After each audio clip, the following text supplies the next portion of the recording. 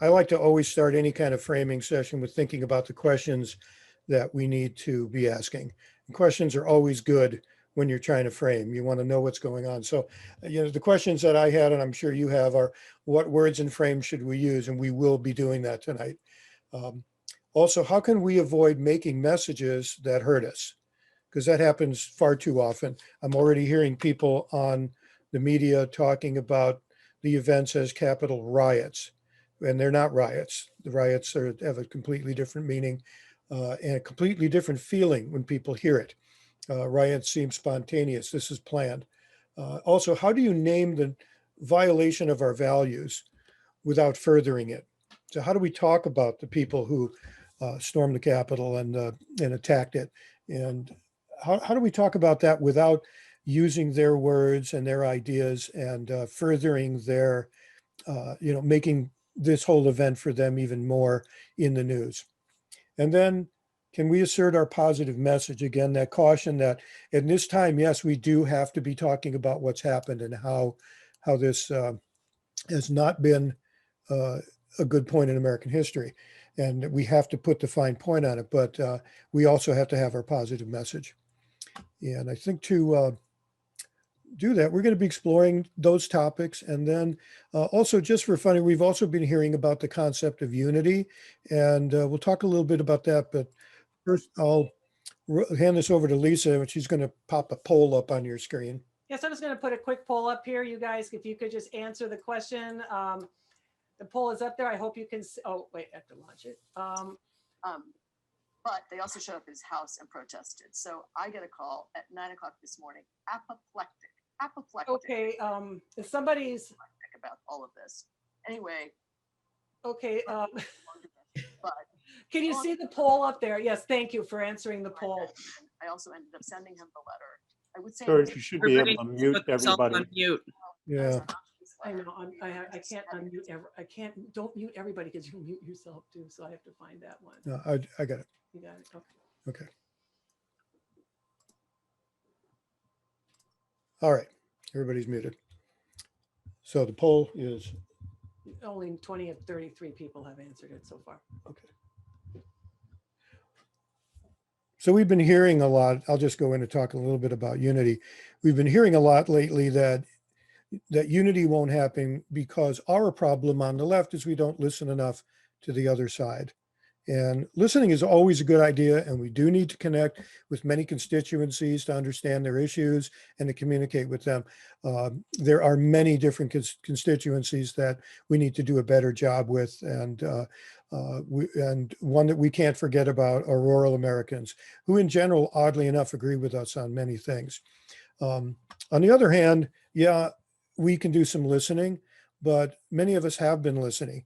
And when we hear that, like, Jewish space lasers are starting fires in California, and that prominent Democrats sex traffic out of pizza joints and order baby parts on their pepperoni, it's like there's no middle ground there. It's in fact, I'll give you this quote here from Rebecca Solnit, who's just a really great writer.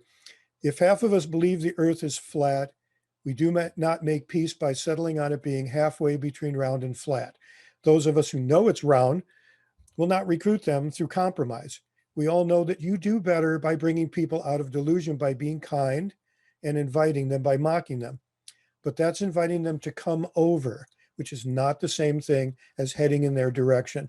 And that's that last bit about heading in their direction is what we know as moving to the right, that we've heard over many years, which, as you know, where that's gotten us. Here we can barely break even with a party that's absolutely off the rails.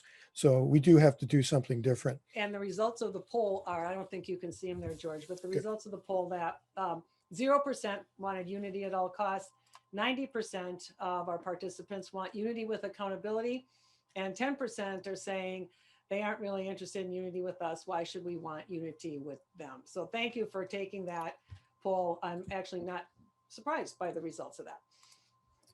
I'm not either. I think I've felt every single one of those emotions over the last couple of weeks. I mean, something's got to happen, but exactly what it is, not exactly sure. And, we can't just let it go. So I'm going to turn this over to Hobie, and he's going to take us through some ideas here. Here's your first frame, Hobie. Thank you, George. It's good to be here from my adopted state of Georgia, which I am proud to announce is now a bluish shade of purple. And I also heard today a rumor that Stacey Abrams was going to be nominated for a Nobel Peace Prize. I don't know if that's true, but she'd certainly have my vote. So that's great. One of the things that we need to think about is, what's our goal for framing the attacks and the events of January 6th? And certainly we need to start out by defining it to start with. We also need to talk about the perpetrators, Trump and his GOP enablers. But we also have to create some space for those that might either be in the middle and or, not on the far right to stand up and join us. We need to call out the racial disparity and injustice of the police response. And, along with that, we've got to avoid equivocating what happened with the Black Lives Matter movement and some of the things that we've seen there. We've got to also, as George said, voice our own vision and our own demands and calls to action, as opposed to being reactive in the process. And that's a big challenge. So, George. And just as Hobie gets going here, I just want to mention that for some of you have already taken our workshop course, and we have a technique there called stop, drop, and roll to help you remember how to frame issues. So we'll be going over that in one exercise that kind of combines all three that we'll get into next. But for those of you that haven't heard that technique before, basically, the first thing you do when you're sitting down to frame something is you got to stop and analyze what's going on. What is everyone saying? What words are people using? And if you can divine their frames from what's being used, write those down too. For example, immigration, the Republicans see that in a crime frame, and we may see it in a refugee frame. So if you can get all that information down, just survey everything, look all around, check the news, and get those things out. Then that will tell you what to drop that doesn't work. You don't want to use your opponent's words, phrases, frames, and all of that. And then roll with a well-framed message. And so it's important to, this is a good way to learn how to do this. And we do this in a 3-hour workshop, and we go through this technique, and we're doing one Saturday. So Lisa will put a link in the chat for you. But if you're interested in that, it's 3 hours, so you better have good coffee, and we can do that. Otherwise, I think I turn this back over to Hobie now. I think it comes to me now. Actually, it Oh, was. I'm sorry, Lisa. Okay. So we're going to go into our breakout rooms, and what we're going to ask you to do, you will be automatically assigned to a room, so you don't have to worry about that. And then when it's over, you'll be automatically brought back here, so you don't have to worry about any of that. There should be 4 people or so in your room, and your work is to you must want to hear what words you're hearing. So as you're meeting with your group, state the words that you've heard that describe the event or the perpetrators or what's at stake. The insurrection, the insurrection, rioters, or democracy, those are kinds of words that we've been hearing out there. So when you get into your room, introduce yourself by name and where you work or where you live. But make that short because you'll have like 5 minutes.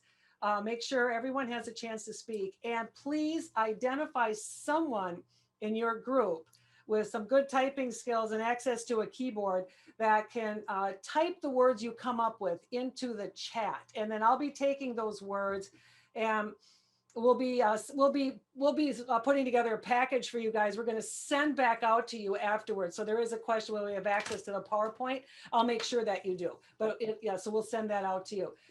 So I'm going to do that now. So remember, just state the words that you've heard that describe the event, and then somebody type them into the chat. And here we go. You should be whisked out to a breakout room.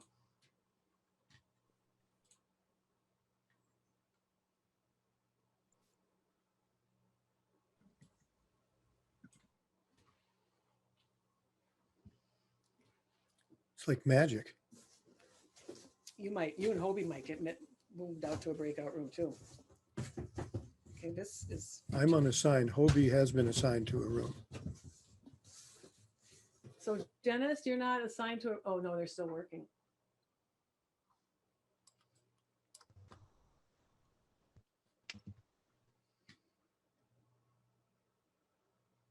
Okay, Jamie is not assigned, so I'll assign Jamie to room 1. Room 2 needs somebody. Dennis, I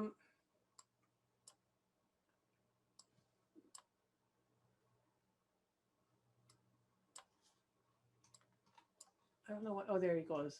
I don't know why that took so long.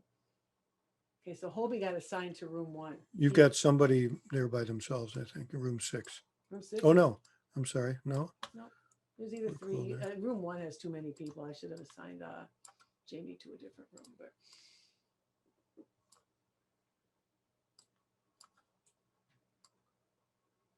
Okay, what the hell happened here? Jesus. just take it out. It's not on your face. Oh, like that, just throw it.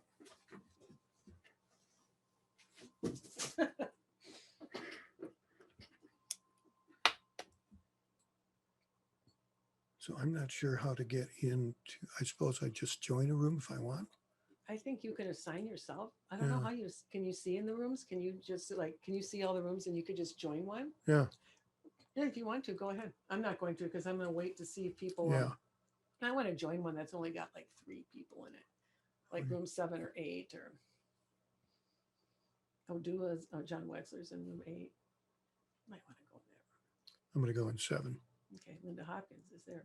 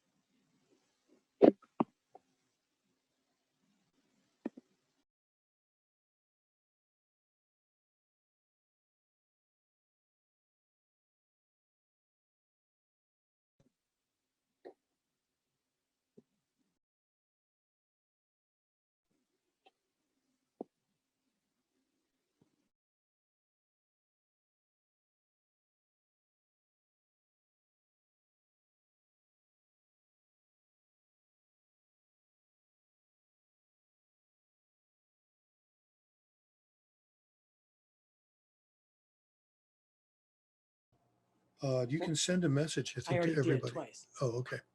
So, Oh, no, sharing poll results came up on my screen. okay, I'm gonna close the rooms. And it's been over 5 minutes. Says all breakout rooms will close in 56 Mm-hmm. seconds. So they're getting that message too. So just let that So, go. I'm glad you went into a group because I was Out there to see somebody. I was typing in some things. I know we won't, but. Okay.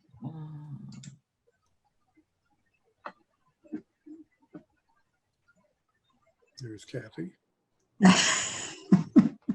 Just happened to come up on my screen. Ah, and I'm unmuted. I was thinking, what are you thinking?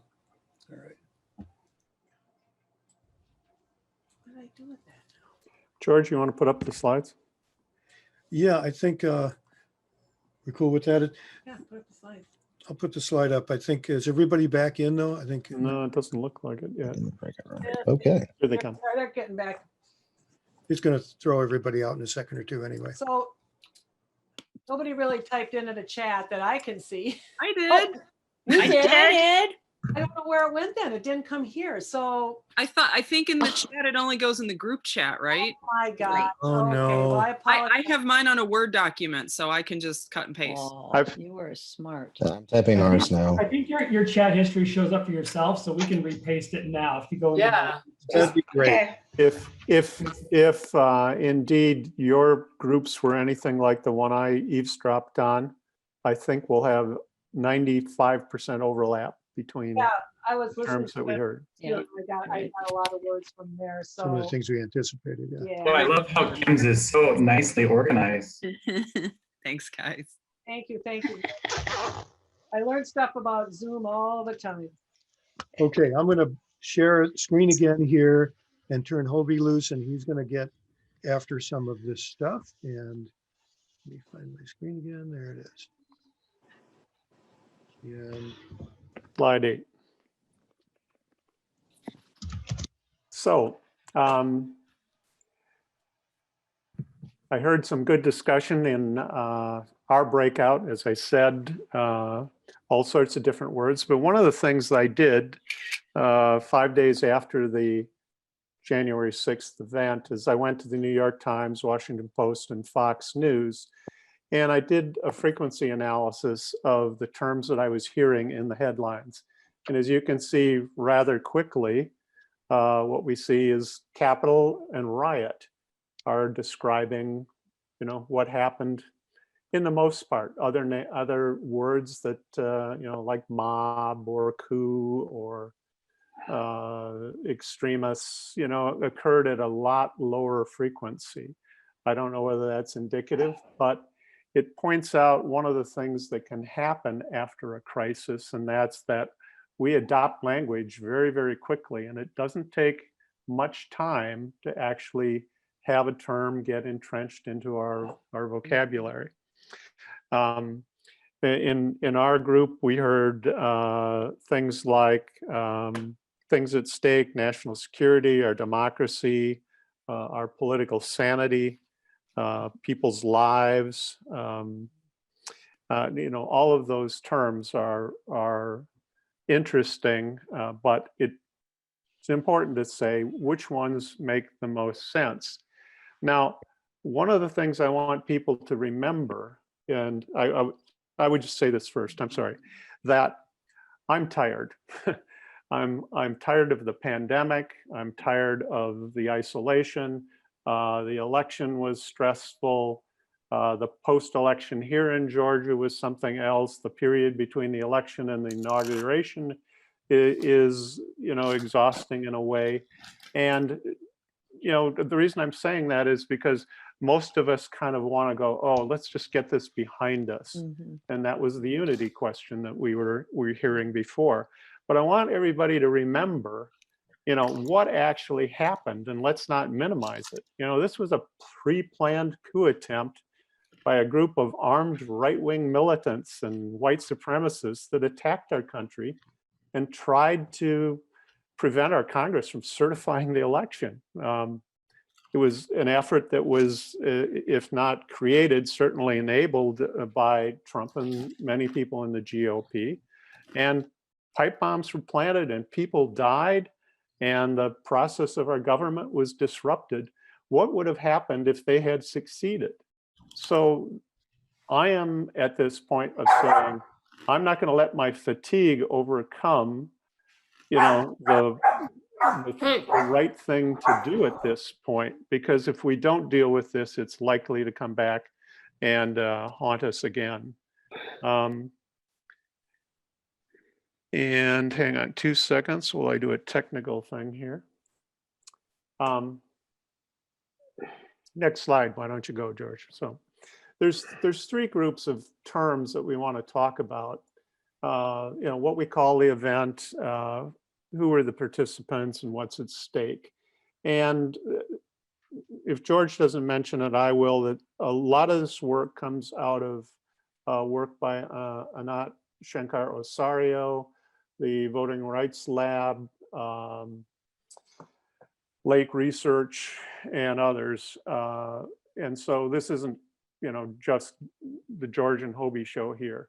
But one of the things we hear a lot of is, the use of the terms demonstration or protest. What was it? I heard a term out of the Pentagon calling it the First Amendment protest, and that made the hair in the back of my neck stand up a little bit.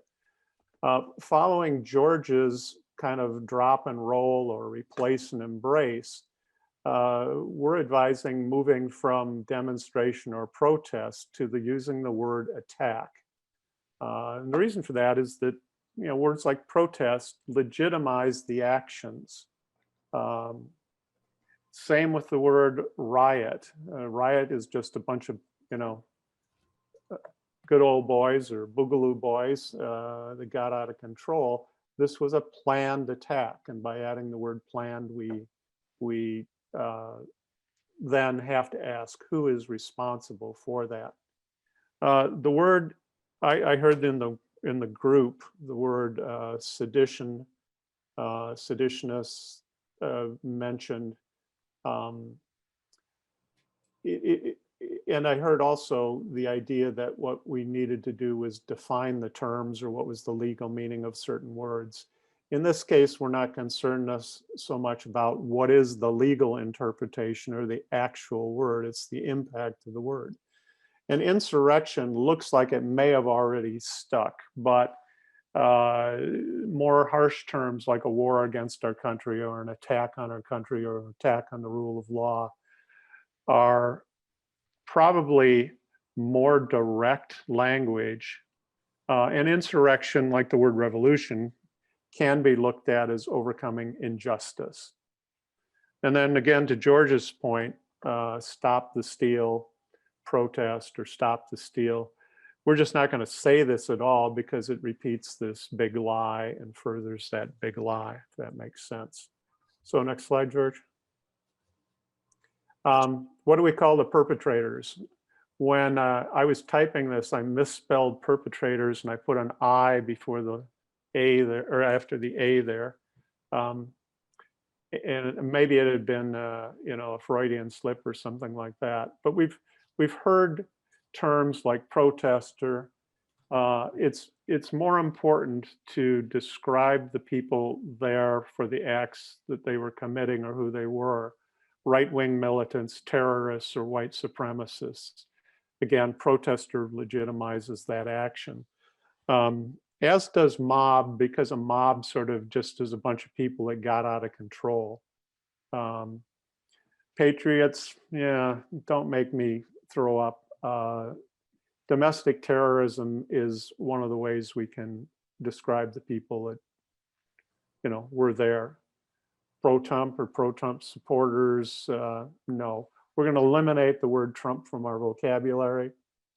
And I did see some people mentioning, and this is an interesting phenomenon of our culture now, that we tend to blame the opposition with the things that we are doing. So we've heard it blamed on Antifa or blamed on Black Lives Matter. It doesn't do us any good then to refute that. It's just better to ignore it, because as soon as I say it was not Antifa, I just reinforce that message, as you well know. And next slide, George. You know, what's at stake? We heard the word capital in the surveys.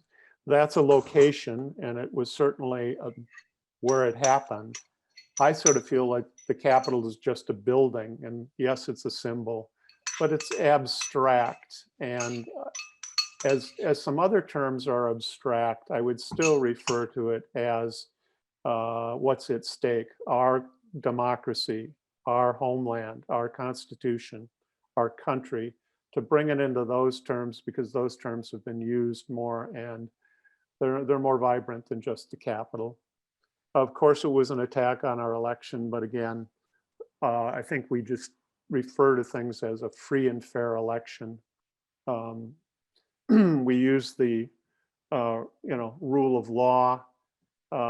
That's not a great term in the sense of the right actually.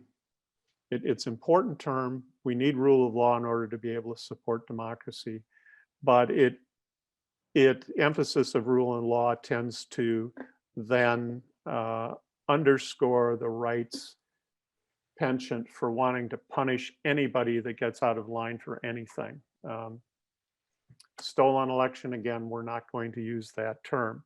So if you think about these terms, it was an attack, a planned attack on our country and our democracy by right-wing militants, domestic terrorists, and white supremacists for the purpose of taking over and invalidating an election and invalidating the will of the people. There's ways to, send this message. If you want to go to the next slide, George. And there are ways that we can fall into traps, and no one in this group has fallen into the unity and healing trap by itself. I think we have moved to the unity, no unity without accountability, and that's an important point. The move on is, no, we're not moving on, and we shouldn't move on. Those that are responsible for this attack need to be held accountable. So next slide, George. So the longer version of this, using these words, is something I call a values sandwich. And this is a shortened version of maybe what Lakoff and Shankar Osario use. I use the metaphor of a sandwich so you can remember it. The first piece is stating our values. What do we stand for up there? And then having a discussion about how those values were violated, as without repeating the worms and frames of the opposition. So many times when we talk about issues, whether it's the issue of immigration, we don't talk about the why behind that issue, and that why is embodied in the values that liberals actually support. The next step is to declare our vision and our positive vision and solution, and then return to our values again to underscore those values and couple it with a call to action that makes sense, that supports our vision there. So next slide, George. This is what it will sound like if I broke it down. When an armed group of right-wing militants and domestic terrorists and white supremacists try to overturn the results of our American elections by violent attack in order to overthrow our democracy, all Americans are affected. Regardless of the color of our skin, where we come from, or where we live, we must stand together to defend our democracy and our way of life for ourselves and our children. So the values there are inclusiveness, our democracy, our way of life, and there's protection implied in this set of values. And community. And community, yeah. Next slide, George. So who's violating these values? Well, For too long, we've been fed misinformation and lies by the former president and tying this to his GOP enablers in order to overturn the results of our democratic elections and the will of the people. That's the what. They do this. This is why they do this, for no other reason than to distract us from their failures. I could add ambitions as well, and cling to power. That's the reason why. And next slide.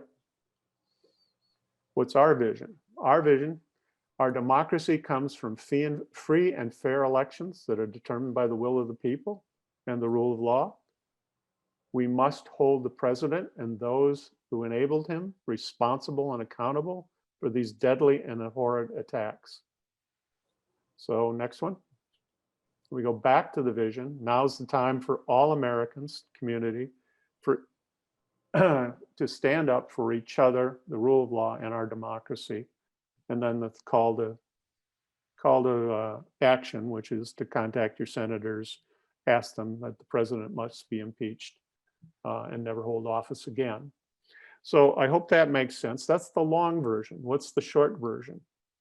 Shorter version, holding our elected leaders to account is how we ensure justice for our nation and for all our people, underscore all our people. And I have a friend that says, hey, if you can't reduce your message to a hashtag, it's too long. Simply, no unity without accountability. So I hope that makes sense. I think the next slide, George, is yours. Yeah, I'll just note, keeping it short is a good idea. And I read this last week that Joe Biden, now that he's in, and when he's in meetings with people, actually he's done this for a long time. Somebody comes in and they start talking about policy stuff and getting into the weeds, and he goes, pick up your phone, call your mom, read her what you just told me. If she understands, we can keep talking. And I think that's about as good advice as you can get. That's a real shorthand to being able to frame that getting rid of everything that's extraneous and going for what really matters, and do it in a way that anyone can understand. That's not really condescending. You're really doing people a favor by making your communication as clear as you can make it. And it's a neat exercise to kind of force yourself to pare things down. I also have another term that I like, or another technique that I call toddler logic. And what do kids do when they come up and you're doing something, they don't get what's going on. They go, what are you doing? And you tell them, and they go, well, why? And then you tell them why, and then they go, but why? And they'll keep on asking why. And I'll guarantee you, if you do that, eventually what you'll arrive at is a core value. Like, well, I do this because our whole community benefits. There, you got the community. Liberals are all about community. We're in this together. And keep doing that so that you can apply those techniques. So I like Joe Biden's. There's also, and we're really putting a lot at you at once, but compressing this down to an hour. But here's I'll take a little spin off in a different direction here. Liberals have and this is everybody, it's not just us, it's every human alive. We tend to respond to things rather than necessarily initiating things. So we hear something crazy about, space lasers. And the first thing we want to do is respond to saying, that's crazy. There are no space lasers, starting fires in California, whatever. And we feel we have to respond. It's our duty to respond, to set things straight and tell the truth. I'm not saying there isn't a place for truth, but if you're beginning your messaging by responding to what the other side is saying, then they have you exactly where they want you. That's what they want. A lot of the conservative, or now you can't even call them conservatives anymore, a lot of the extreme right wing and the folks that they have in Congress now do this on purpose to bait us. They know exactly what we're going to do. They say these things because they know the first thing we're going to do is go, it's not Antifa. Now we just repeated Antifa. Things like that. Every time you repeat that word neurologically inside people's brains, neural connections get stronger the more there's repetition. And that's why we just don't ever want to repeat their terms. So those of you who've read George Lakow's book, Tax tax burden or tax relief is one of those that they put out there that we picked up without even knowing it. And it's a frame to get us to think of taxes as something bad. So there's that. The other thing that happens when we get into this response mode is while we're responding, we're not realizing that we're wasting time. And quite often we never ever get around to our message. Whereas our message should be what we're talking about all the time. And you can practice this with other people. Make sure that if you're talking about what's going on in any issue, why is it that these armed attackers bother us so much? Well, I'll tell you, it's because I love this country, the people in it. We need to work together. We need to look at democracy and respect it for what it is, that it's the kind of thing, and then you go off on your message about how we as the citizens have control here and free and fair elections elected a different president. And we have to be okay with that. And so go on to what you need to say. The candidates call it the pivot, and it comes hard to people. I remember Al Franken had a very hard time with pivots until his staff just sat him down and explained, no, you don't answer all their questions. And he said that sounded so strange to him, but he learned how to do it. So you are under no obligation to respond to what it is an extreme right-wing person or their messengers are saying. So anyway, keep in mind that they're trying to bait you. George, have you ever listened to Kellyanne Conway do that? Yes, all the time. She's my role model I'll have to talk with you later, young man. for pivoting. Yes. So also I want to say this is an evolving situation. We're tonight talking about the attacks, but this is really, I have here that it's just the beginning, but it has also been a very long process that started back in the 70s. And then by the 80s and 90s, when Newt Gingrich came in, the Republicans went full on propaganda. There's some things you can read on our website about the Go Pack memo and some other things. And this has been long coming. I don't know that the Republicans quite understood that if they played with this fire, that it could get out of control, but it did. And now it's biting them. The party is basically defunct now, and it's been taken over by extremists, so that they're truly Republicans in name only now. So this is ongoing, and we have to understand that. We also have to be ready that not only to frame what people do on new attacks, but we also have to be ready to acknowledge those people who have come over. Now, I'm not a huge fan of Liz Cheney, but when she did something right, then that was a good thing to do. And if, we're not going to, the Republican Party's not going to disappear. It's going to be these crazy people. If the other folks are turning around and they're doing the right thing, Mitt Romney, I'd never vote for him, but he's been doing the right thing. We have to be okay with saying that to allow the Republicans who do want to get some kind of semblance of their party back to be able to attract people who can think on their own and really care about the country itself rather than, just getting one up on the libs. So keep that in mind. And the GOP post-Trump is going to be something very different than it was before. From far as I can see, the only thing that is going to survive out of the previous one is the use of propaganda and conspiracy theories and incendiary rhetoric.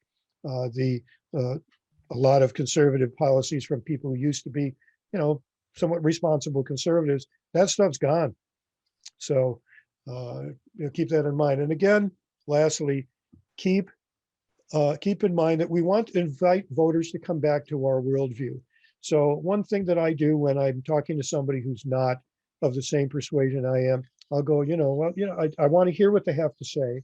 And then I don't necessarily want to just go refute it. What I want to say, I see that differently. And I'll tell a real quick story. Julie Ethan, who had co-founded Connections Lab with me. Julie was a dyed-in-the-wool conservative, raised in almost a cloistered Christian family, and bought into all of it. And she went to school for peace studies, got her master's in peace studies. And one of her friends said, I don't see refugees as, or I don't see immigrants as criminals. I see them as refugees. And she had never thought that way before. and this has happened to me too. I've talked to some of my conservative friends and I've said, I just don't see it that way. Here's how I see it. And I just give them another way to see it. And I'm absolutely shocked at the number of times they go, I never thought of it that way. I think that the problem with propaganda is it gets people so locked into one thing that they just stop thinking there's any other way to do it. What you say just might be the thing that turns them around. You're planting a seed. In fact, this person who mentioned this to Julie didn't know for a few years, they were friends, didn't know for a few years that actually helped her move to seeing the world in a different way. So when you're knocking on the door and you're framing things properly and you don't think you're getting through, you don't know. You very well might be getting through, even if you've just put a crack in the armor. That's why we have to keep doing this. And we also have to hold our candidates accountable for framing properly, and our state party leaders. Luckily, here in Minnesota, our state party chair gets this. He'll be our guest next time we do this. He's also a DNC vice chair and the chair of all the other state party chairs, Ken Martin, an interesting guy. And he's supported this here in Minnesota. So we've gone all over the state and trained about 1,000 people, including the 115 people that we trained in Michigan. We have some Michiganders here. And so good to see them again and all that. So that's kind of what's going on. Lastly, I just want to get to this slide. Just picking one thing out of everything we were just dealing with. How will history name this day? And it occurred to both me and Hobie as we were having coffee one day on our Zoom that that we here in America tend to name days or name bad events with the date. There's December 7th for Pearl Harbor. There's 9/11. And this is January 6th. And I think it's interesting because when you think about that, it's okay. Now we're putting what happened on January 6th into the same category as those other attacks. And it really sets it up as an attack. And so just something to think about. So I'm going to pop this next and last slide we have here. And we have information up there. And you can also find information. Lisa's going to send something out to everybody tomorrow. And Lisa, you want to take it? Yes, and so thank you, everybody. That is the end of the formal part of the presentation. And it is almost 8. We know some people might have to drop off, so feel free to do that if you need to. But I do have some questions that have come through on the chat. So we'll get started with that. We have till 8:30. And like I said, just, yeah, so I'll just start with the questions that I saw in the chat. So one is, I know we want to leave Trump in the rear view, but he needs to be a part of the accountability equation, correct? If he doesn't face some consequences, someone who is actually competent may try this again. So if I understand that, the question is we need to make sure that while we don't want to necessarily talk about him, we do want to make sure we have a message about accountability for him, right? The answer, Kim, is absolutely yes. He needs to be accountable, and we run the risk of lowering the bar so far that anything becomes acceptable. And that's why the word accountability is attached to no unity without accountability. Absolutely agree. It's just that every time I noticed something after the events of January 6th when he was kicked off Twitter. Suddenly the world became a little bit more peaceful, and our obsession with discussing everything he said or did is a problem. It's a little bit like an addiction that we have, or when you're driving down the highway and see an accident and you can't look away. So that's what I meant when I said I hope that he will disappear from the horizon. And remember that you feed what you fight in terms of frames, and Trump is a frame in himself. I'm going to pick up a question here from Odua and then a response from Kim Moon. Odua says, when Republicans say they are defending American values, why do their values seem so different from the rest of Americans? And then Kim has a great response. Their values are not different. They just phrase them differently. Freedom to them may not be wearing a mask, for example. This is a really important point.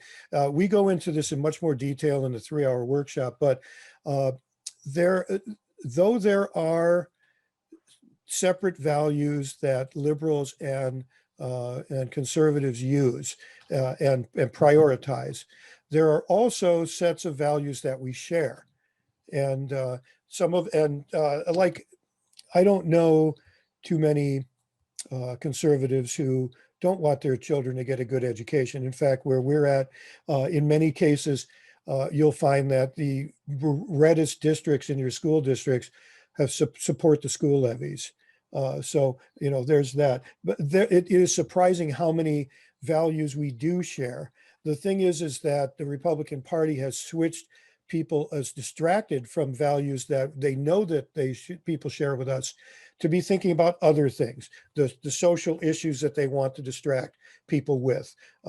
This idea that the elite liberals are the ones that are taking money from you, when everybody knows it's the top 1% and the way the capitalism without any rules operates. And then also freedom was really interesting to bring up, because freedom is a contested frame. Both sides say they believe in freedom, but we mean different things. And like Kim mentioned, freedom may not be wearing a mask. That's what they think. And we may think something very different. That's something that's worth, as in your journey, learning about framing, to really delve into those values. We do it in the workshop. And I'll give you another way to think about this. We normally think of values, or liberal and conservative, as on a spectrum from left to right, which I think is not a very good way, not a good metaphor for what's going on, because then that implies there's a center. And no one has ever been able to define for me in any way, and I've asked a bunch of people, what does a centrist believe? Tell me the worldview, the set of values that centrists have that aren't shared by either one of the other parties. Libertarians are a group that falls into that. On some stuff, legalizing pot, they're right there rolling a spliff with the rest of them, with us, on the right, but they have a lot of right-wing things. So think of the way that we divide people up into categories as more of Venn diagrams. And everybody who's, you'll have conservatives that are more socially liberal and fiscally conservative. We used to have those. A lot of us who have been around a while know there used to be Republicans who were more socially liberal. And so they're Venn diagrams. Start thinking of it that way. See how that might fit into the people you see on TV, some of the Republicans who've broken away. It's a good way to think about it. I shouldn't go on. We should get to another question. Oh, but you get this next one maybe. Sorry. I see one. Sorry, I don't know if I'm in mute. I see one from Susan saying, how do we practice reframing? And I'm not quite sure what you mean by that, but let's suppose we're being framed by the opposition. I'll assume that that's your question. And the answer there is, the best way to deal with a frame, there's two things you can do. You can try and bend it, okay? And a bend it is to change the meaning of it. And I will give you an example. Tree hugger in the climate world has become a pejorative. But I can say, well, of course I'm a tree hugger. Trees provide us with oxygen, food, and timber. Why wouldn't I be a tree hugger? Yeah, it's kind of a rational argument up here, and it's pretty hard to do it. Another one I had in a business situation, somebody say, my company was nickel and diming them. We changed that to, yeah, we're nickel and diming you until you save thousands and thousands of dollars. So you can try and bend it, it's hard to do. But the best thing to do is not to try and reframe, it's to ignore their frame and pivot to your position. Another reframe on freedom would be, freedom to wear, they may be saying, I've got a freedom not to wear a mask.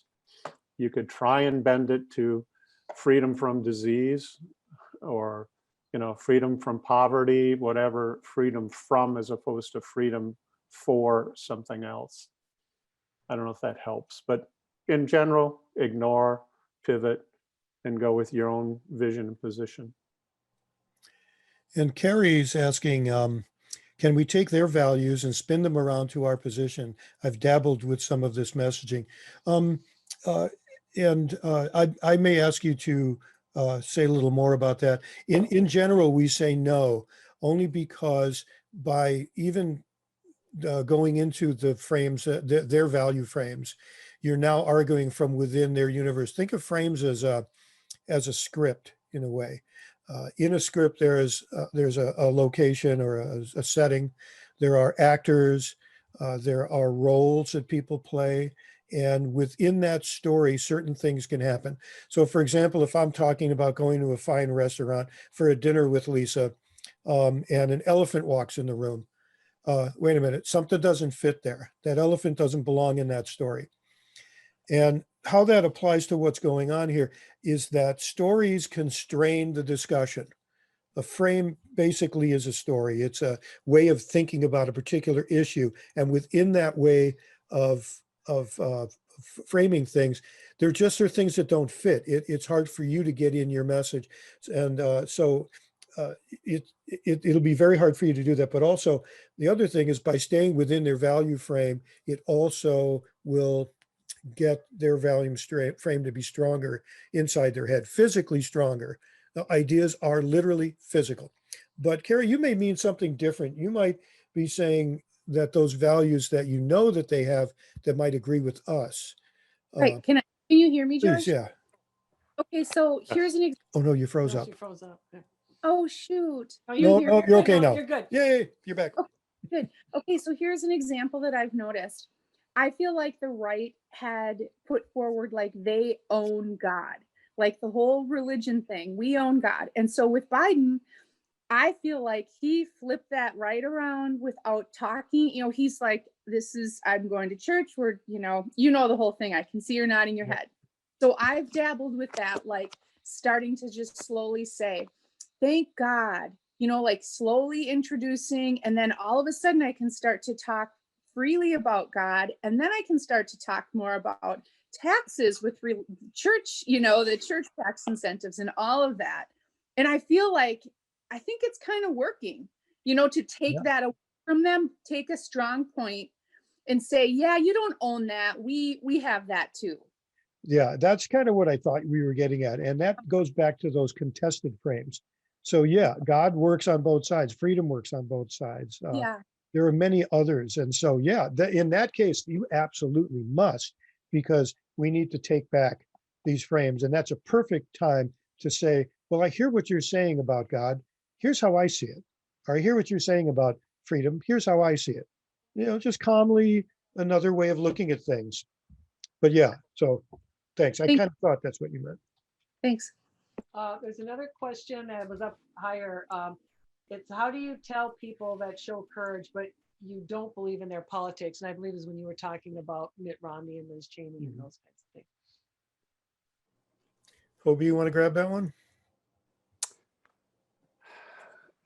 Yeah, I have no problem with somebody who wants to move away from Trump and disavow, what he stands for. I think it puts the discussion back down to the best way to address it is to go down to the why. You would find people both on the left and the right that if you dig deep enough are going to say that, hey, I'm for families. I care about my family. We're not that different. So I think you just have to salute we can't make an enemy. We can be politically savvy, but it's a belief that in a polarized world that the other side is stupid and the other side is the enemy, and the only way to win is by killing your enemy. It's just such an extreme. So I think that we need to do more of what Biden's talking about, but we have to have them move towards us as opposed to us moving towards them. There's just because you've got somebody saying, great, but I still want to put kids on cages in the border. I'd be asking, well, why do you want to do that? I know you have that position, but I don't know if that answers it. Well, and don't be afraid to say when somebody's doing something right. I think it's a good teaching moment too. well, I would say, I think what Mitt Romney's been doing has been very noble on his part. I might not vote for some of his policies, but what he's done here is he's called out what is actually happening, and he's voted that way, and he's been very brave about it. The advantage there is that may open up a avenue for you to speak with somebody else and kind of de-escalate things a little bit. And it's also fair. Yeah, it's also a way to bond over common values, because yes, liberals have some values and conservatives have others, but there's this group of values in the middle that we likely, and when we agree on those values in the middle, we're more likely to have discussions on those and the policies around them, even though we may not agree on something kind of, off on the side. And say what it, and if you you get bonus points if you can get down to that value that, so for example, when again, Mitt Romney, what I see in Mitt Romney here is that Mitt Romney does respect democracy. He does respect that ultimate power or authority in a democracy resides in the citizens itself. Now I'm off on my message. And they're realizing it's theirs too. In fact, a friend of mine, Steve Bucher, brilliant guy, he says that framing is the art and craft of making messages in a way that people figure out that they already agree with you. I like that. And they I do. like that. You go and look at the polling on, in fact, we have, where is he from? Protect Minnesota. He had to, I think. Oh, he had to leave. Okay. So from our Protect Minnesota, which is a gun safety outfit. And where was I going with this? Oh, I just 65. This happens. People realizing they agree with you. Yes. Yeah. And so, when you poll people about background checks, what's it, 90%, 89, 90%?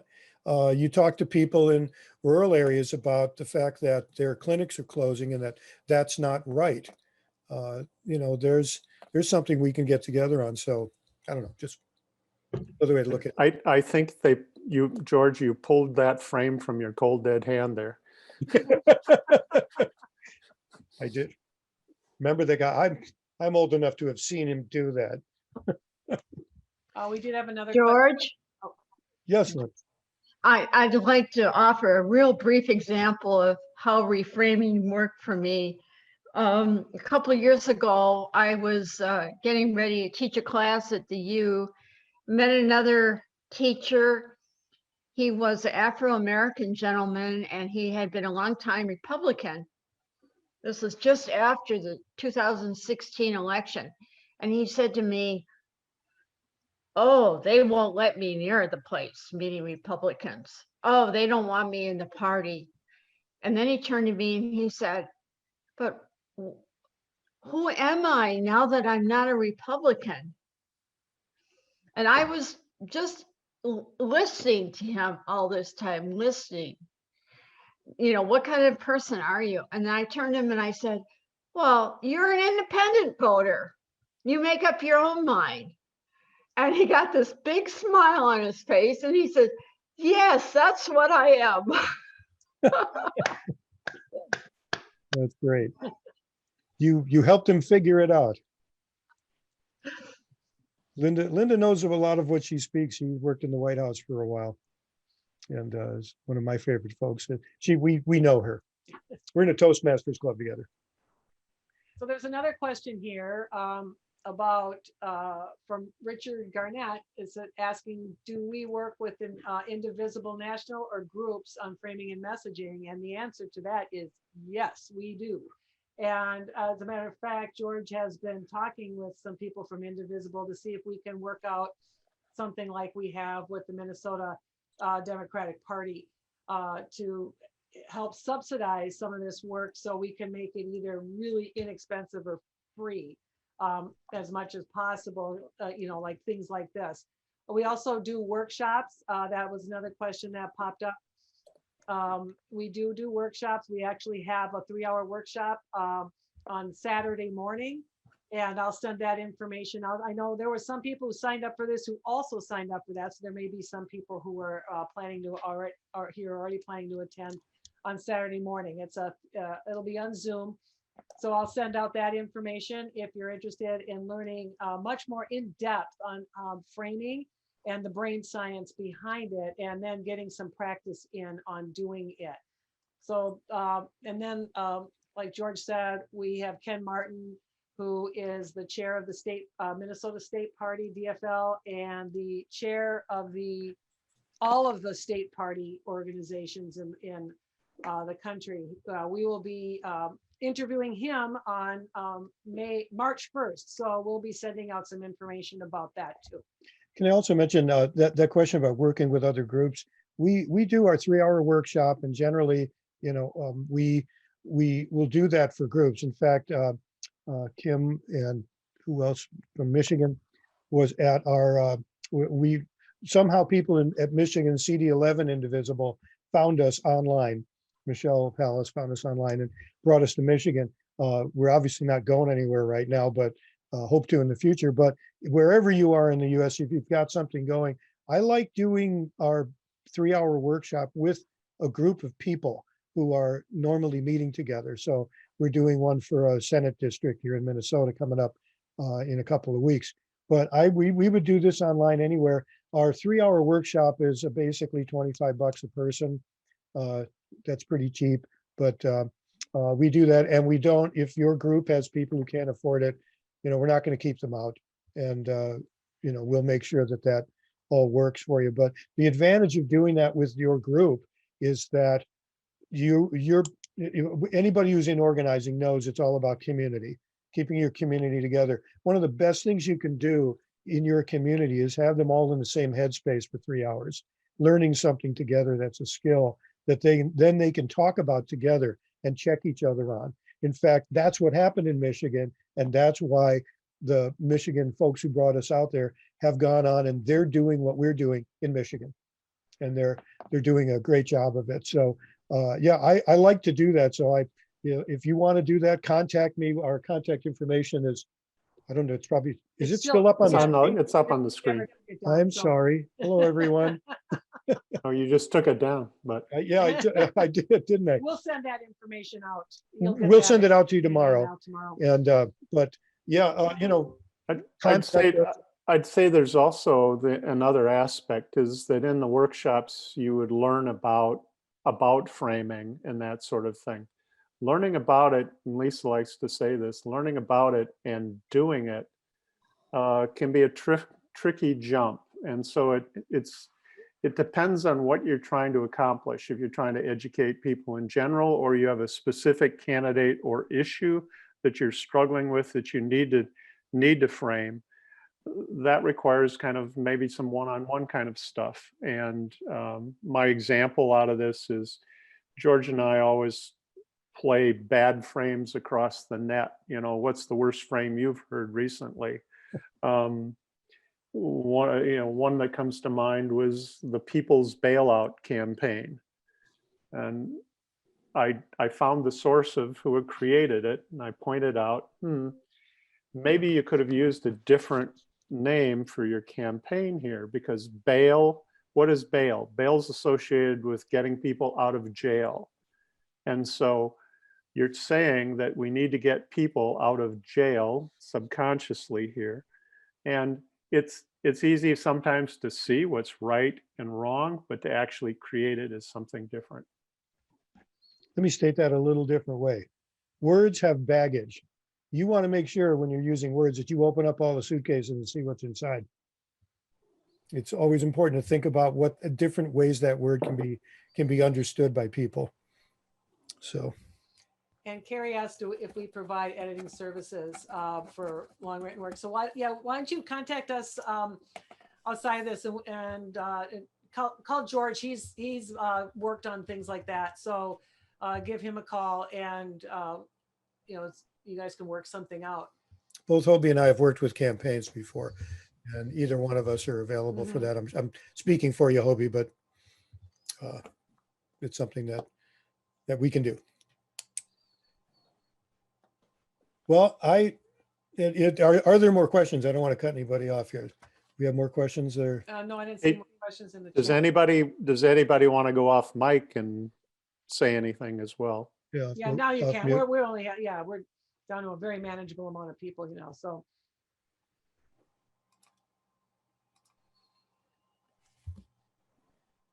I just want to say thank you. Oh, Well, thank you for coming. Sue. Thank you. Yes, thank you. No, it's wonderful to see everybody. We were kind of surprised there were so many people that signed up, and surprised that it had seemed to have gotten out into the greater world. And so we have people from all over here. That's great. We're planning on doing this at least once a month. We do send things out. If you signed up through Eventbrite, then you will probably get our emails.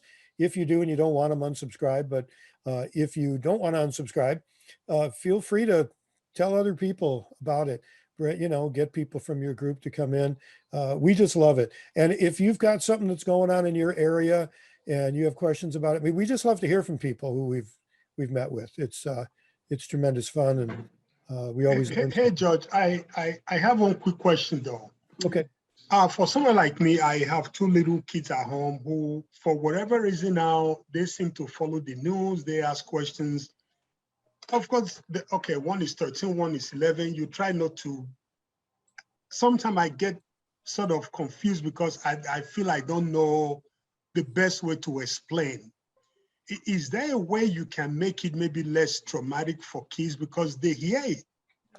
They still go to they go to school, long distance learning, teachers discuss these things, and they come home and ask you some really tough questions. So I kind of, what would you suggest that some I'm going to good let ways Lisa take this one.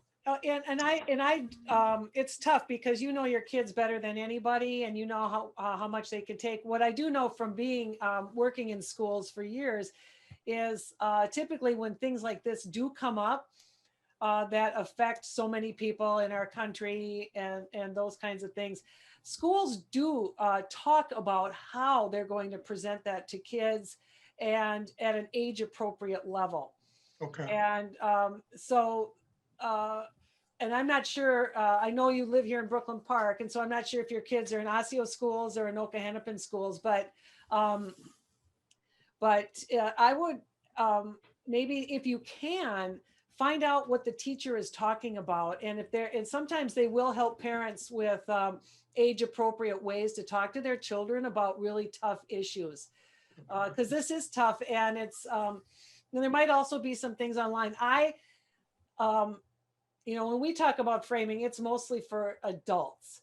And kids are a different story. But one thing I will say, though, that is good is be honest, but use simple words, and but don't ever don't lie. Don't say that something didn't happen or whatever. It wasn't that bad. We have to be honest with our children, but there are age appropriate ways, and so I think maybe your teachers could help. Lisa, I had one thing, maybe you mentioned this, but it was, I think asking them to understand where they're coming from is a core principle of, tell me how you're feeling about this. And then you can give the appropriate level of answer, because I got asked the question by my granddaughter, who's age 6, well, where do babies come from? And the classic answer is hospitals. And she was perfectly fine with that answer because her friend's mom had gone to the hospital. But I think you got to figure out, why they're asking and where they are emotionally there to be able to respond. And let me tie this back into framing values, because think about, the kids, when they see what they saw on TV just a little while ago, they're probably scared. And safety is a very important value that everybody has. On the left, we think that everybody should have safety. And that's a core value of ours, security. And so the first thing I think kids want is to know that they're safe and that you've got their back. And this is a good thing to say, I mean, and I'm not giving parenting advice, but with kids, let them know that they're safe and that you're there and that you're not going to let anything happen to them. And that some people do bad things, but there are plenty of good people in the world that make sure, like me, that make sure the bad people aren't going to be getting to you, and they're little kids. So when they get older, they'll know that, you can't always be with them, but, that's just another part. It's a good way to get them into framing. It is a Start good- them young. Actually, and that safety thing, and I'll just tell you, we have a little small group now, and right after Trump was elected, the very next day, after Trump was elected in 2016, and I worked for St. Louis Park Public Schools, and we have a number of immigrant families and maybe some who are undocumented, and I know that's the case here in the Osseo School District, and little kids, I mean, first graders, kindergartners were literally freaking out at school. They were so afraid they were going to go home and their parents weren't going to be there. And so schools, so one of the things we had to do as a school district was to think very hard about how do we get the message out and how can we actually keep kids safe? Because that's what they want to know. They want to know that they're going to be safe and that their family is going to be safe. And so it's a tough thing, but I think if you can help them feel safe and secure too, that it will be very helpful. And not so much the attacks, but everybody wants that security. I think one of the things we can connect with with people is that safety and security part of things. That the one reason the conservatives pick on law and order all the time is because they know that we do want people to be secure and safe. And a lot of what they'll do, the tactic is to distract or project. So they'll project what they're doing onto us, as Hobie mentioned before, and they'll distract. But safety and security is something we know well. Why is it that we want health care for everyone and Medicare for all? Because we want everybody to lead a fulfilled life and to feel safe. You're not safe or free when you're sick or in a hospital.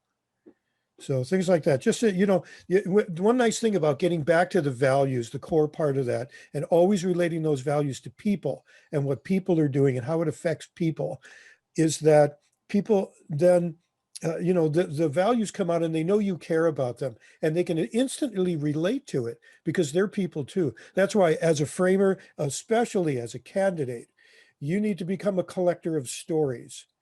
These stories need to be from people you've heard the stories directly from, but you collect stories and make sure and say, well, I understand, my friend, the farmer, that that the clinic's closing in your area a problem. My aunt who lives in, wherever she lives, has to drive 400 miles now to get dialysis or whatever it is. That's very unsafe for her. We, as Democrats, it drives us crazy to see those clinics closing. We'd love to make sure we get them all back open again. That kind of thing. But that the stories are great because stories always have people in them. And I would just caution you, only tell stories you heard from the person it happened to. And get permission. And get permission. Or if it's your story. Or if it's yours. Don't tell second and third hand stories. One good thing about telling a story that you experienced yourself from the person who experienced it is that you will naturally be authentic when you tell the story. If it's a third hand story, it's just not going to come off as well. And it's hearsay. So, but that's good. I want to make sure to thank Hobie for coming and co-leading this meeting tonight, because I can identify with what you're likely feeling right now, Hobie. I used to write a column on Facebook about the law. And by the time of the re-election in 2020, I couldn't even listen to the television anymore. Now you're living in Georgia. You've been Yes. been through the ringer even more than we have up here in Minnesota. So thank you very much for showing up tonight. Thanks. Maybe one last question, George. Sure. From my longtime friend, Dave Anderson. He's saying, how do we get safety to be interacting with others and not barricading ourselves behind video doorbells and guns? Yeah, that's the quintessential question about polarization. And I would make the comment that anybody that's on Nextdoor has seen this. Somebody, walking through the neighborhood, and all of a sudden you've got 10 people reporting somebody out for a walk who's just out trying to get exercise. The one thing I would say that I've looked at recently is the Race Class Narrative Action Project. And the techniques have been well tested and used in Minnesota for things like the marriage amendment, but it identifies a value as all of us. So when we talk about an issue or something, we're talking about it in terms of, regardless of the color of our skin or where we come from or where we live, or maybe how much money we've got in our pockets, we are, and then stating we are all affected by this. And it could be COVID is the perfect example. So fear drives a lot of behaviors, and especially does in the political sense. But Americans, group, community, do feel strongly about, America and coming together. And when we identify all of us as being all of us, regardless of where we come from or what the color of our skin is, then it does build or break down that barrier a little bit. That's the reason we're in it. And it tends to be a more liberal value than of inclusion and fairness and empathy than on the right. But it's important to make that statement up front. And if you've got the way to figure out how to break those barriers down, I'm going to nominate you for the the Nobel Peace Prize, because it is the critical issue of our time. Well, and I would think that Carrie has a good take on that. When you're talking about God, you're just, you're talking about morals, and all politics is morals. It's all about right and wrong. I don't know if you want to say more about that, Carrie. You unmuted. Well, actually, so yes, kind of working on this, like the safety issue, especially with children, and thinking, okay, how do we flip this from defund the police to start talking about, remember before Jacob Wetterling happened in Minnesota? And remember when I was growing up and I could go out and play and walk around and do all of this. And I'm like, how do we work with this a little bit more? Maybe it's a little bit of that MAGA, remember when? Do you know what I'm saying? Like the Make America Great Again, and that's the dog whistle, right? But how do we hijack that and use that to our advantage? So I was teasing that out yesterday, and happy that we were going to be talking maybe a little bit more about more complicated ideas and what to do moving forward today. That's a great segue. We're at the end, and the segue to say there's more to learn, there's more to talk about, but just being with people and talking about it and unpacking those suitcases that are attached to all those words. We'll do more of that, and I'd really welcome everybody to come back and bring friends with you. And if you do want the full Megillah, we're doing something Saturday. That on that particular one, the workshop fee has been waived, or we have a pay what you will ticket also. And we'd love to see you also. Thank you so much. It means a lot for us to have everybody show up and thank have you such for good coming. questions. And again, thanks to Hobie for doing this with us this time. Good night to all, and thanks for making it through your snowstorm to come to this. All right. Good night to everybody. Bye, Thank you so everyone. much. Bye now. All right. Bye-bye.